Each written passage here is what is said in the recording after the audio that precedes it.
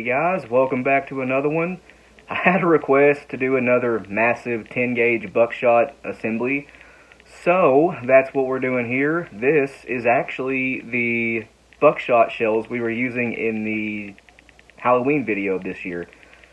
It's 22 pellets of 32 cal single aught buck. That comes out to a whopping 2.47 ounces of just lead. If you use buffer, that's going to bring it up to 2.58. It's pretty heavy. That's about 2 9/16 ounces. As you guys know, I love 10 gauge. I especially love the really big, massive shells like this. The components we're using is this one. Really good for massive shells like this. Number of the day today is 43. The hull is a Remington brand new hull with a Shadot primer that already had the stuff in it and I just dumped it out. The hull we're using is a Remington. These come unprimed and unscived, so I scived it, and it is primed with a Shadot CX2000. Very simple, everybody can get these. Well, not the hulls but anymore because they are out of stock at the moment, but the primers, that's not a CX2000, that's a CX50. Whoops, I gotta switch that out. 1 second. Okay, crisis averted. Crisis averted. We now have a CX2000 in there. So moving on from that, the wad we are using is the TPS wad with a 4-pedal, 3/4 cut. This is the unslit TPS. For a filler and to add a little bit of cushion, we are using 1/4 inch of 20 gauge fiber cushion wad. That was weird to tear off. It wouldn't come off. Usually those things rip very, very easily. I don't know what the deal was. After that, 22 pellets of 32 cal single aught buck. This is tumbled and polished. Not powder coated, but tumbled and polished definitely. Very, very hard cast lead. But after that, the last component is mixed number 47 buffer. No overshot card needed with this one. I keep misspeaking. I don't know why I'm doing that. Okay, so all in all, this one is very simple. Hull, powder, wad, a little bit of fiber cushion, pellets, buffer, crimp. No overshot card needed with this one. We're not using any Mylar, no Teflon, nothing like that. Just keeping this one pretty simple, although it's heavy. Okay, so since this hull is already pre-slit, we don't need to do that ourselves. The weird stuff is already in there. You guys know what it is, hopefully. Get that wad seated down. Add a little bit of pressure. Make sure it's on the powder really good. Now, you can see that wad is really far down in there. That's okay. It needs to be for this assembly. These Remington hulls are actually slightly over 3.5 inches, which is okay. They are still within, spec. And they have a very low base wad. These have tons of capacity. In fact, with a regular Target style wad, an SP10 or the BP1044 wads, you can get 3 ounces easily. So next, the 1/4 inch fiber cushion wad. You could also use felt if you have that, or cork. Get that down seated good, and it is ready for pellets now. Okay, so once you have your fistful of buckshot here, what I do is just drop them in. They will stack by twos on their own, hopefully. Yep, there we go. Alright, I'll try to show you. It's going to spill. Yeah, it's going to spill. But they are stacked by twos. Add some buffer, and this is at the right height for a fold crimp. Of course, you can roll crimp it if you want to. And if you're curious about the velocity on this one, it should be about 1200 FPS. We did chronograph a 2 3/4 ounce assembly of, what was it, a nickel-plated number 6 shot in a turkey video from way earlier in this year.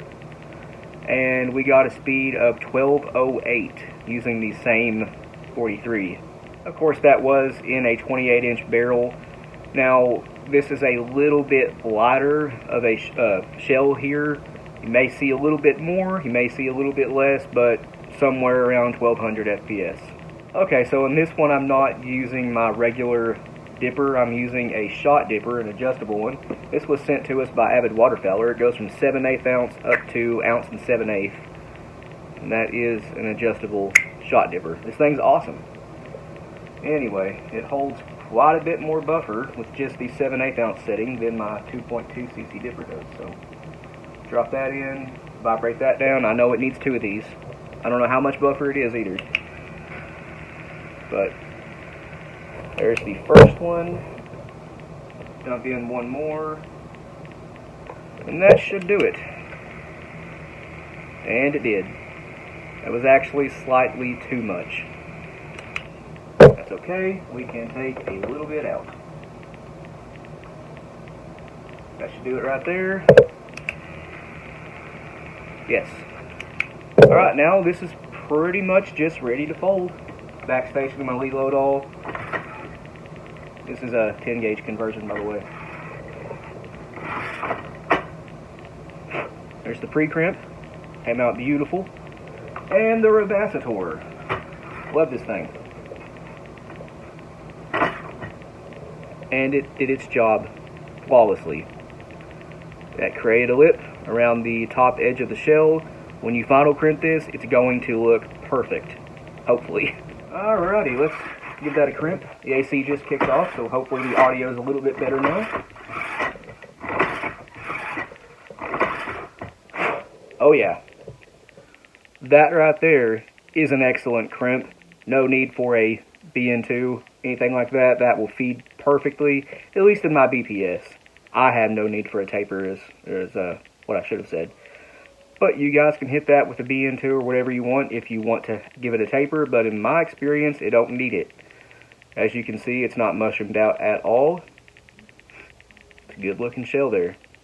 That's 22 pellets of 32 cal single aught buckshot. As Wade Rush says, that one is a hammer. I do want to remind you guys, this is not a published recipe. As always, with anything we do here, do this at your own discretion. This is just for entertainment and education. That being said, I would not, under any circumstance, shoot this in a older tin. Double barrel made in the 70s, 80s, that's probably fine. But if you have, say, an H&R Cannon breech or heavy breech made in 1935, maybe don't shoot these in that. Older guns are more prone to having the stocks crack on them. That's what I was trying to get at there. I think I worded that completely wrong, but you guys know what I mean. You're good to go, buddy. Alrighty, guys. This one is 22 pellets of 32 cal single aught buck, 3.5 inch Remington Hall. This is a once fired with a Winchester 209, 43 grains of little gun, TPS wad, 4 pedal full cut, 1/8 inch fiber cushion wad, 22 pellets of 32 cal, and original buffer. This is 2.5 ounces. Let's see what it does. Should be snappy. I was going for the basically just left of center, right? You see the dirt down there? Yeah, I see it. By that wad strike. Hey, that works. It's still not in the other ones. Wow. Yeah. That is tight. I can't believe that. We're just walking up here, folks. Guys, that is a tight pattern. What is that, 2 by 2? 1 second, guys. Let me get you set up here.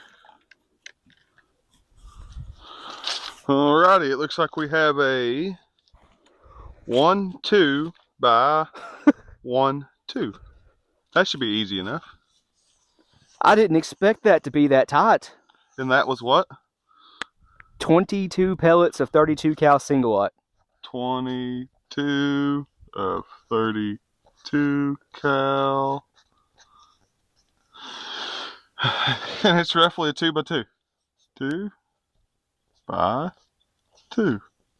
And that's just the difference the speeds make. They're still in a TPS wad. That's 1500 FPS versus 1100 FPS. That's gross. Obviously, that would be good even out to 50, 60 yards.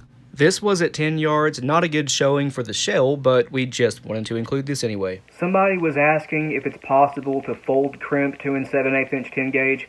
I don't remember who you were. I'm sorry. It's been about a week since you asked. But yes, this is 2 7/8 inch 10 gauge right here.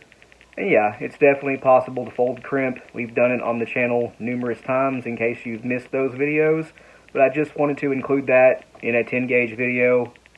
I figured he'd, probably be watching this. But yeah, there you go. Fold crimp 2 7/8 inch 10 gauge. I don't know of any factory offerings. Yeah, I do actually. Winchester, Remington both did it. I believe RST does it from time to time. They might still. I don't know. But I've seen it in the past. Here's a 2 3/4 inch 10 gauge with a fold crimp in case you're curious about that. But guys, I think I'm going to end this video here. This was a really fun one. Always like throwing together 10 gauge. It is one of my favorite shotgun gauges. 16 is at number 1. This is probably my number 2. But yeah, that's going to end this one here. If you have any questions or comments, leave them down in the description below. Not the description, the comment section below, and we'll get back to you. And if you want to check out our Patreon, a link to that is in the description below, along with a link to our Instagram, Rumble, and merch store. All of that stuff really helps us out. But until next time, you guys take it easy. We'll see you in the next one.